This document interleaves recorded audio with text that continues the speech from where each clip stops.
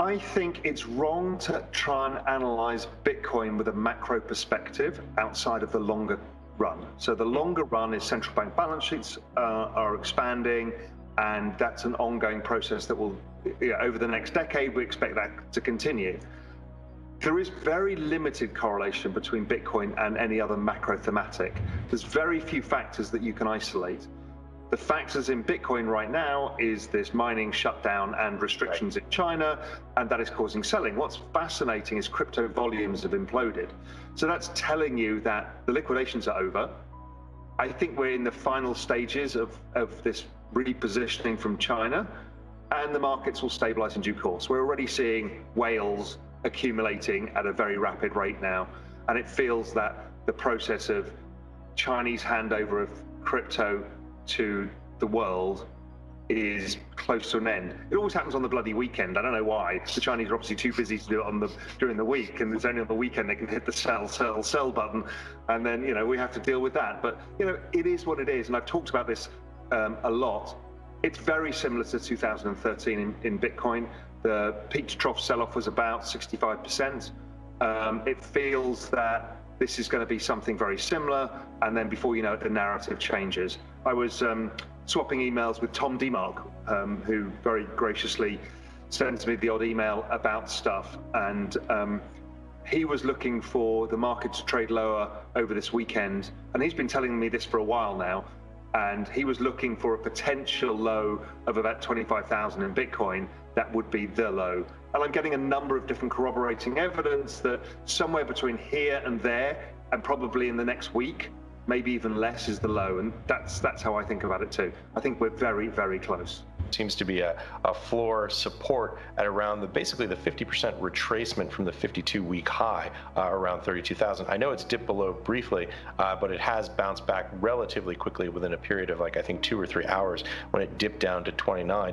There seems to be some support at 32,000, 52-week high. 50%. Also what is interesting is there is this very obvious head and shoulders pattern which everybody's freaking out about, but it broke it last week and then went straight back above it, which is interesting because normally a pattern like that breaks and it free falls. Let's see what happens over this weekend.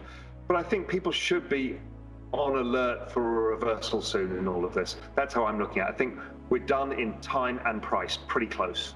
I'm also curious, as this is the Enter the Bunker weekend, tell us what you're thinking about right now. Yeah, so I think the markets are in a transition phase. And I think we're transitioning from the inflation narrative to a lower growth narrative. And Lakshman from ECRI and myself talked about this at the Festival of Learning. It feels that the market is going to be overestimating growth and inflation for the next 6 months, potentially. And that's pretty common. After a recession, you get this growth spurt as everything comes back online, and then it tends to weaken off. So I see a reasonable amount of economic evidence for that, and I'm going to be digging into that over the weekend to look at that. But I think that over the next 6 months, economic growth is weaker, inflation is weaker. Inflation is the hot narrative in markets right now. We had the inflation data today.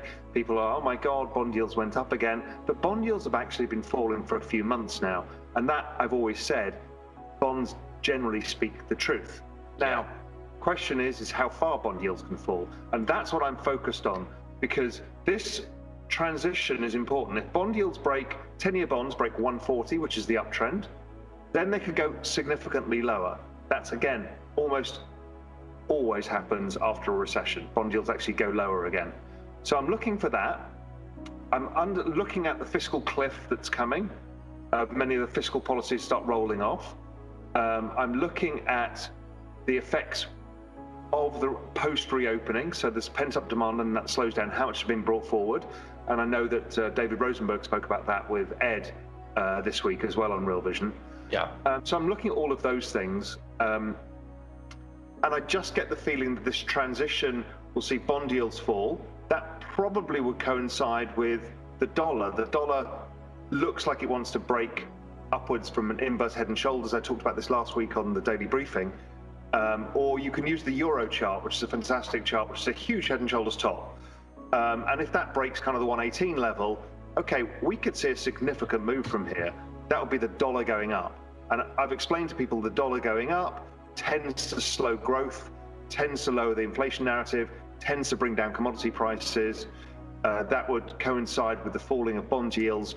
So there is a potential setup there. I don't know if it's going to happen or not, but that shift would create a shift for markets as well, because value outperforms growth in these more inflationary times because of the discounted future cash flows of these growth businesses.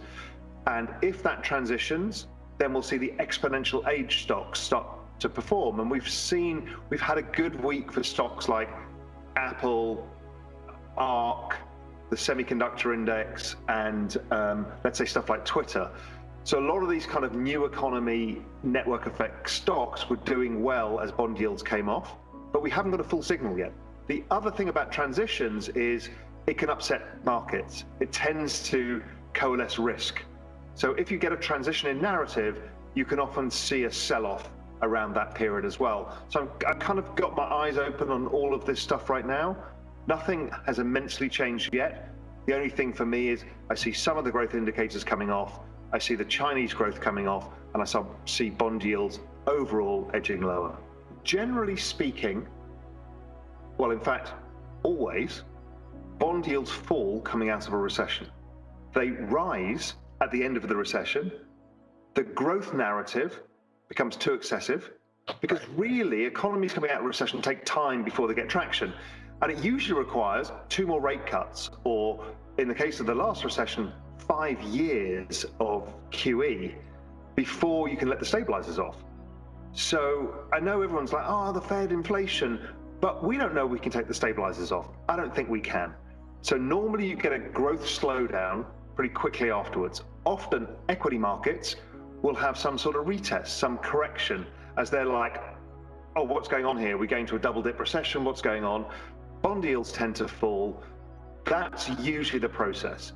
Then we usually get more stimulus and the markets go up again. Everything recovers.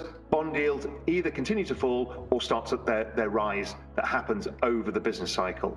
So the business cycle is now the predominant driver of what's going on, and that should eventually transition to further growth. And if that happens and the dollar stabilizes, I think it goes up for a bit in this weak growth period. If the dollar then stabilizes, then people start moving out the risk curve. So that's growth stocks will do well, and then out to emerging markets. And that's generally how things play out coming out of recessions.